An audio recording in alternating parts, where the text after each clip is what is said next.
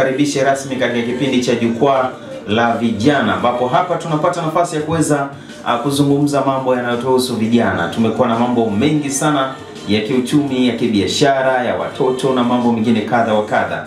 Lakini leo kwa namna moja au nyingine, kila siku ya Jumamosi inapofika saa 4 tunakutana hapa kwa ajili ya kuweza kujadili mambo mbalimbali yanayohusiana na vijana na mambo mengine kadha wa kadha.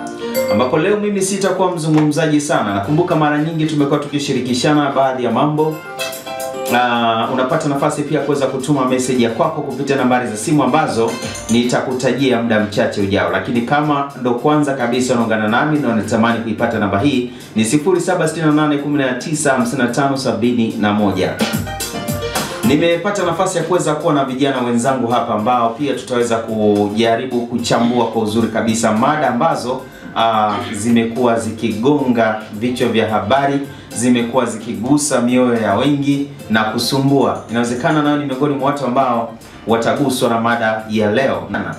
Ni kwa namna gani usafi unaweza kuathiri mahusiano kwa vijana? Mada yetu ya leo inasema ni kwa namna gani ambavyo usafi au uchafu unaweza kuathiri mahusiano kwa vijana. Na hii ni kwa sababu mbalimbali. Inawezekana una mchumba wako alikuacha lakini hakukwambia, na wengi hawasemi ukweli kwamba bwana mimi nakuacha kwa sababu bwana wewe bwana sio msafi bwana. Inakuaje? Kuna mambo mengi sana. Tutapita katika maeneo yote. Kila mmoja atatoa nafasi ya atapata nafasi ya kuweza kuelezea jinsi anavyofahamu.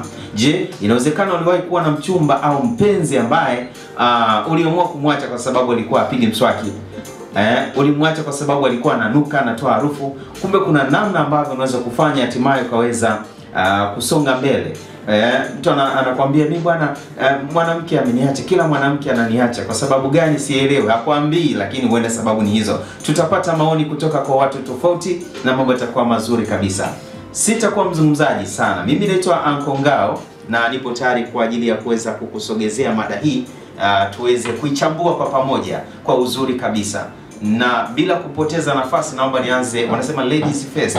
Juzi kati walikuwa na siku yao ya wanawake duniani, wamesherehekea. Tukisema tuanze kuwapa nafasi ya pili, bado watasema hapana, inakuaje tena? Sisi ndio tunatakiwa tuanze, sisi ndio tunaongoza nchi, inakuaje? Habari yako mtumishi wa Mungu? Kuna watu wanajiziuka ndio wanaharibu mahusiano. Yes.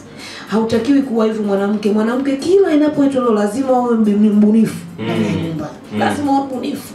Lazima uwe mtundu. Nijazie kidogo hapo. Wanasema kuna mchungaji mmoja niliwahi kumsikiliza, anasema katika ndoa nyingi zinazoendelea kuvunjika zinaongoza ni za Wakristo. Sana. Walokole. Sana. Kwamba analeta ulokole mpaka chumbani. Sana. Bwana atafanya. Bwana atafanya kila siku. Umenyosha miguu anafanya saa ngapi? I say. Na ndio maana sisi wanawake tunasababisha wanaume wetu wachepuke, kwa sababu wewe kila siku umenyosha miguu tu. Unaomba Mungu. Akienda kule nje na kutambua uko dirishani. Hebu niambie, atakaponipa. Lazima tuwe wabunifu. Lazima tuwe wabunifu. Na ndoa yoyote tukiacha usafi, ndoa yoyote chumbani ndio iko ndoa.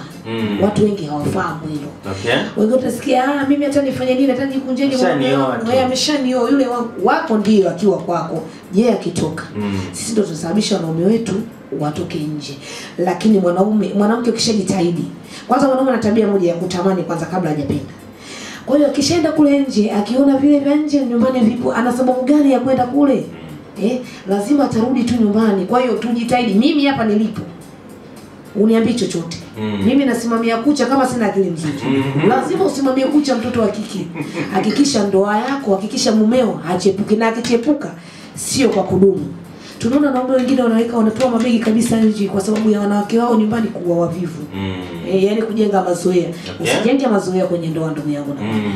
Kila siku jitahidi kuwa mpya, kila siku. Hususan hali ya ndani chumbani. Toka mumeoana kitanda kiko dirishani. Siku bwana ameondoka, basi fanya surprise, unaweka katikati hivi, yani unabadilisha style ya ndani inabadilika. Mume anapoingia tu anakuta huko ndani mkoje, utakuta anazongazonga kwa wendi kokote. Lakini toka mjukuu wa kwanza, mjukuu wa pili mpaka mnatukuu, kitanda kiko dirishani, mnatembea dirishani. Hiyo haiko mtangazaji. Lazima niwaambie leo. Vitu vingine sisi wenyewe tunasababisha. Unajua kuna watu wanajenga kwamba mwanaume ndo alivyo. Mwanaume, kila mwanaume, sio kila mwanaume. Sisi ndo tunasababisha wanaume wawe hivyo. Ndio hivyo. I say. Bwana leo naona nazi imempata mkunaji. Huyu bwana Kungwe tunakuhitaji tena. Bwana una kitu bwana Batan hapo. Umesikiliza ametema nondo ambazo sikuwahi kufikiria. Bwana wewe kwa kweli. Yes.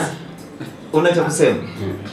Bwana yani katupa nondo ambazo wengine tulikuwa tujakufikiria. Ametupitisha mahali ambapo nilikuwa namuona bwana Makiwa hapa, naye anatabasamu tu na anatamani kuongea. Staili za mwangalio wa kitanda ndani. Yes. Umeona hiyo bro? Tangu nyumba amenyenga amehamia. Pale. Ana watoto wengine wafika chuo kikuu wengine mpaka mtu mwingine ajue hivi kuna sheria gani ambayo inasema kitanda lazima kikae ukutani, yani kibane ukutani. Tumia zile dawa za meno zile nzuri zile za kukata harufu kinywani. Hata ule na pipi kidogo ili angalau usimpe kero mwenzako, kwa sababu unakuta wamama wanapata magonjwa ya visukari, wanapata magonjwa ya vidonda vya tumbo kwa sababu wana maumivu. Wanashindwa wakikwambia wewe unakuwa mkali. Mara nyingine unaweza kuzila hata kuacha pesa nyumbani kwa sababu wamekwambia unanuka kinywani. Na wamama pia wengine atakuta siku hiyo ukimwambia habari za usafi. Ndio siku hiyo analala na kipenzi cha jinsi. Ametia mgoma na lala na jinsi kwa sababu umemwambia tu awe msafi. Unanikosea adabu. Unaniambiaje na maana mimi mchafu? Unaona, kumbe ile inasababisha michepuko. Yaani ukiwa mchafu unavutia mchepuko. Unavutia kabisa. Sasa wewe unasema hao wengine wanaona wazuri wanatunzwa. Sio wengine wanatunzwa, wanajitunza. Kwa hiyo zamani unajua unaweza ukakosa sabuni lakini hata majani ya mpapai unaweza ukachuma ili ufue pale. Unaona? Unakosa kupiga mswaki, mimi sina dawa meno. Hata mti ule unaweza kukata hivi ukatusimia sabuni pale ukajisafisha meno yanakuwa masafi. Nilipozungumza mara ya kwanza ni kwamba uchafu unaleta mfarakano kwenye mahusiano. Mwanaume mwingine anapenda mwanamke akiwa smart. Sawa. Kwanza mwanamke ukiwa smart inaleta hata ile wanaita ashki. Yes. Mwanaume lazima uwe na ule nini miemko ile. Yes. Lakini mwanamke unarudi nyumbani nywele hajachana. Hajapaka lipstick, labda alipakwa siku ya ndoa tu. Lakini siku zote ukimkuta yeye na kijora. Miguu imempasuka. Anashindwa tao. Yaani kuna mwingine anasema mimi umri wangu ushaenda. Sitakiwi kuwa hivi na hivi. Mimi hiyo kitu hamna kwangu mtangazaji. Mimi hapa naitwa bibi kijana. Mimi ni kweli nimejukuu lakini ukinikuta leo utafikiri miaka 10. Bwana acha utani bwana. Ni kweli? Bwana wenyewe mnamuonaje? Kama sekondari. Kama sekondari. Wengi wanaonifahamu kwa rais wanajua mimi. Wewe una wajukuu? Si simu zitapigwa. Mimi na wajukuu na wajukuu 3 hapa nilipo. Mama wa watoto wengi tukaribia 9. Kabla hujaendelea bwana Michael. Unaamini anachokizungumza? Katika ndoa wasifikiri kwamba watakuja kujifunza usafi tayari wakishaoa. Ndio sababu ndoa nyingi zinaachana kwa sababu watu hawajifunzi yale mambo kabla hawajakutana katika ndoa. Swala la ndoa ni swala ambayo watu wanasema kwamba unapewa cheti kabla.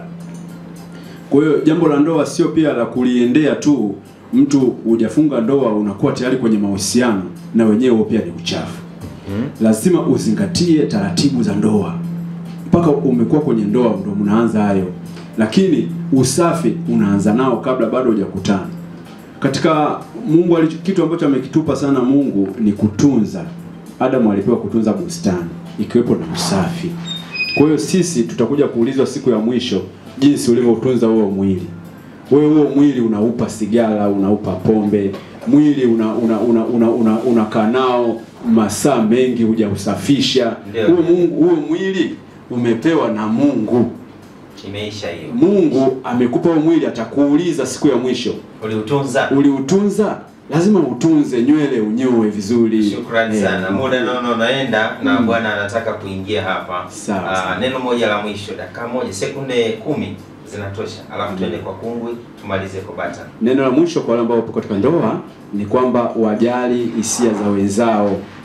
Kwa hata kujitunza, kuhakikisha mtu mwingine anapiga perfume wakati anaenda kanisani au anapiga perfume wakati anaenda sokoni, lakini wakati yuko na mpenzi wake hapigi perfume. Oga vizuri, piga perfume ukiwa na mwenzako chumbani afaidi. Shukrani sana, tumemaliza. Nafikiri muda umeenda. Tutaendelea tena Kungwe, next time tutakuwa pamoja. kwa ajili ya kuhakikisha kwamba tunaiweka mada hii vizuri. Unaona muda unakwenda, alafu kuna kipindi kingine ambacho inabidi kiendelee. Haina shida. Majina yako jitambulishe tu, alafu na brother jitambulishe majina yako, tunamaliza. Ulikuwa nami wa kuitwa Winifrida Henry Likonde, ukipenda niite Kungwi wa Makungwi. Tuko pamoja. Asante. Ulikuwa nami Teacher Michael Barton. Nashukuru sana msikilizaji wa FM, tulikuwa pamoja tangu mwanzo mpaka mwisho wa kipindi hiki. Nikutakie usikivu mwema vipindi vinavyoendelea. Mada yetu leo ilikuwa nazungumzia je, ni usafi au uchafu unaweza kuwa sababisha athari gani kwenye mahusiano? Inaweza kuwa ni chanzo cha mahusiano kuvunjika na mambo mengine. Mada hii haijaisha, nafikiri next time tutazungumza kwa undani zaidi. Mimi naitwa Nkongao, nikutakie usikivu mwema wa vipindi vinavyoendelea. Bye bye.